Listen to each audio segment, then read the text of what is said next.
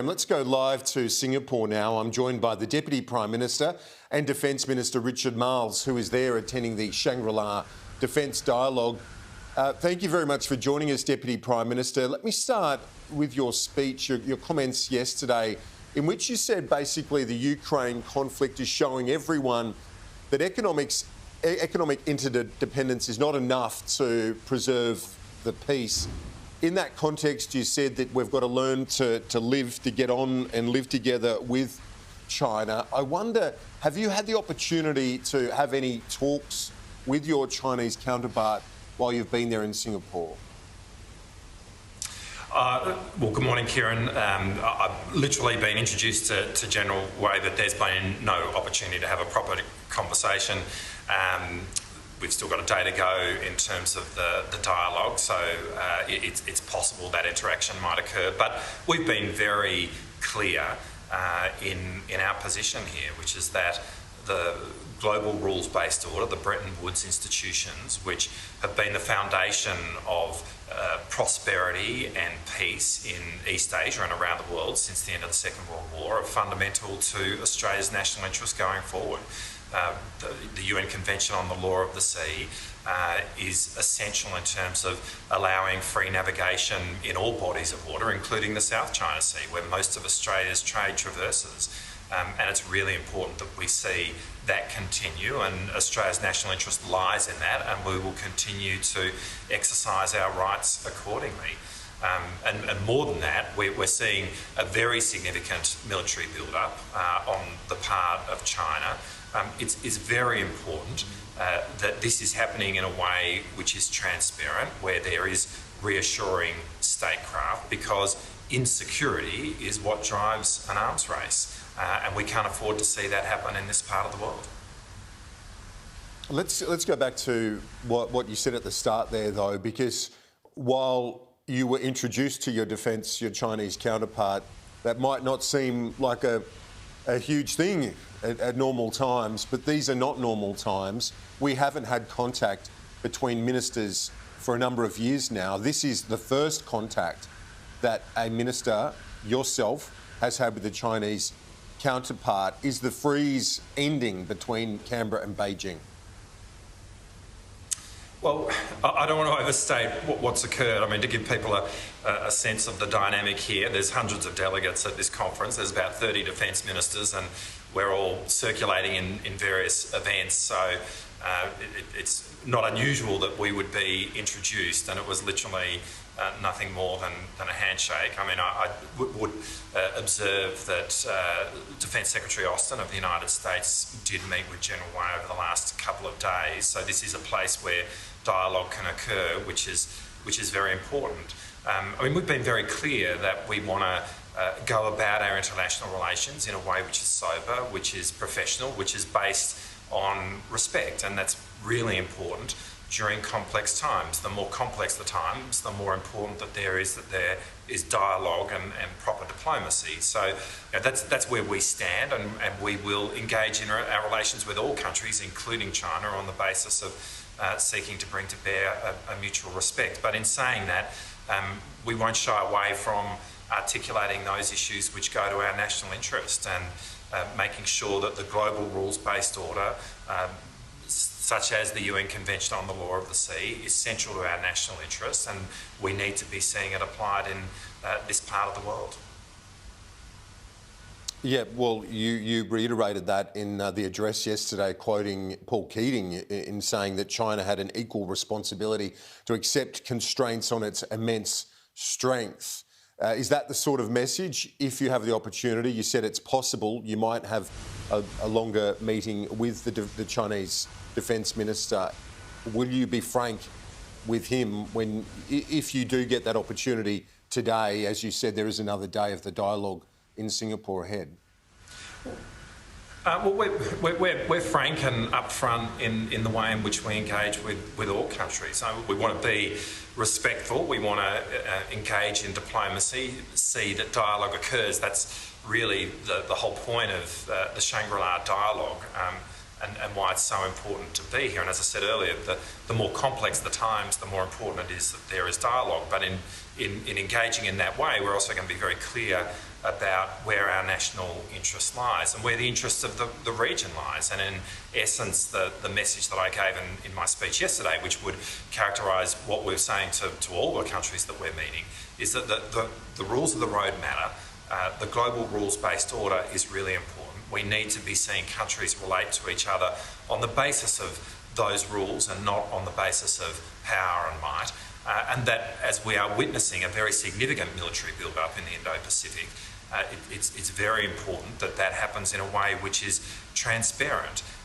And we've got to have reassuring statecraft occur, because the fact of the matter is that in the absence of that, we will see insecurity, and insecurity is what's driving, or is what will drive an arms race.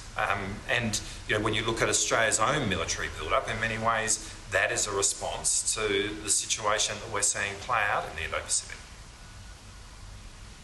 The Chinese militarisation, as you put it in your comments there, you said that the militarisation in the South China Sea by China needs to be seen for what it is. Can you explain to our viewers what you mean by that?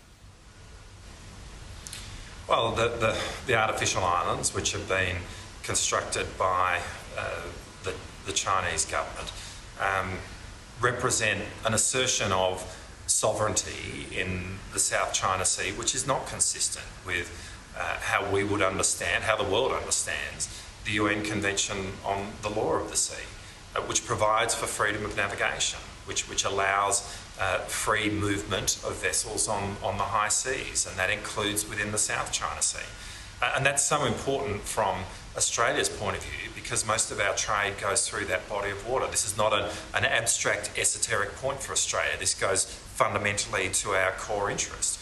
All of our trade to China, obviously, but all of our trade to Korea, all of our trade to Japan, they're two of our top 5 trading partners, traverses the South China Sea, so that there is freedom of navigation on that body of water, and that the rules around sovereignty that have always been articulated really since the end of the Second World War, that is fundamental to our national interest, and that's what we seek to assert and what we seek to promote. You met with your French counterpart last night. Obviously, it's been a rocky bilateral period between our country and a traditional ally in the French. Do you feel that this deal with the Naval Group, an $830 million compensation arrangement, has that now smoothed things over with our French counterparts? I do, Kieran, and I feel that this is really the basis upon which we can move forward. I met with Sébastien Lecornu yesterday, and we had a very warm meeting, and I think it's fair to say that the speed with which we have moved in order to settle this matter, to put a line underneath it, and to move forward was very much welcomed by the French minister. I mean, Mr Lecornu spoke of the fact that over the history of our two countries, we have had a very deep connection when it comes to our military history. More Australian lives, easily more Australian lives, have been lost in France than any other country in terms of our military history, and that the sacrifice associated with that really should underpin the way in which we work going forward, and that's a sentiment with which I completely concur. I mean, France and Australia have so much in common. France is a Pacific country, and we need to remember that. We often forget.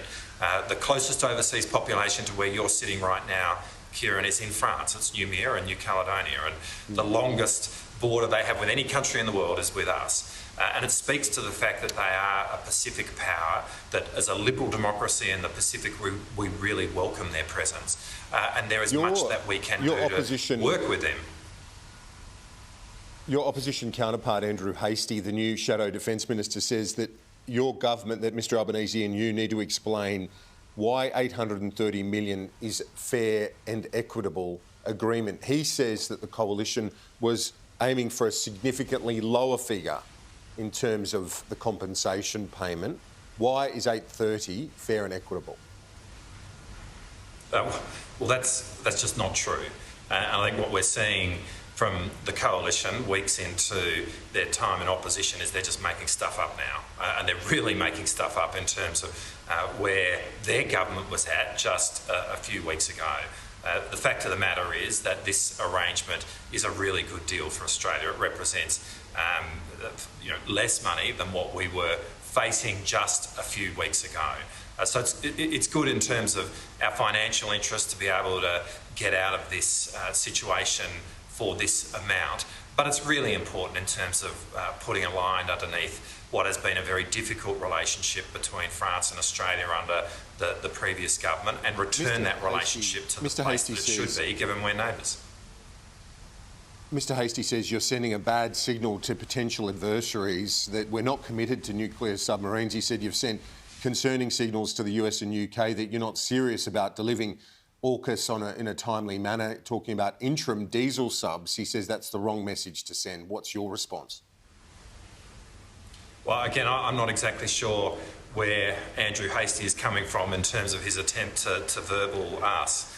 We've been really clear from the outset that we support AUKUS. We're completely committed to AUKUS, and we're completely committed to the capability that AUKUS delivers us in terms of a nuclear-powered submarine. That is really critical to Australia's capabilities going forward, and there's no doubt about that at all. But what we've seen from the Leader of the Opposition, to be frank, is some pretty loose commentary which undermines Australia's national interest. I mean, just a few weeks ago, Peter Dutton was sitting in the chair I now sit in. He was privy to our nation's secrets, as he should have been. They're not there for political use. They're not there for partisan gain. And to seek to do that deeply undermines Australia's national interest, and I think that's what we've seen through the Leader of the Opposition's comments in the last few days. So let me make this really clear. His comments and those of Mr Hastie bear no resemblance to the facts, none whatsoever, and this government has made no decision as to the direction that it's going to go in relation to which nuclear-powered submarine we go with. That is a matter we continue to work through with both the United States and Great Britain, and all the options which have been on the table there remain on the table. Deputy Prime Minister and Defence Minister Richard Marles live from Singapore. Thanks for your time. We'll talk to you soon. Thanks, Kieran.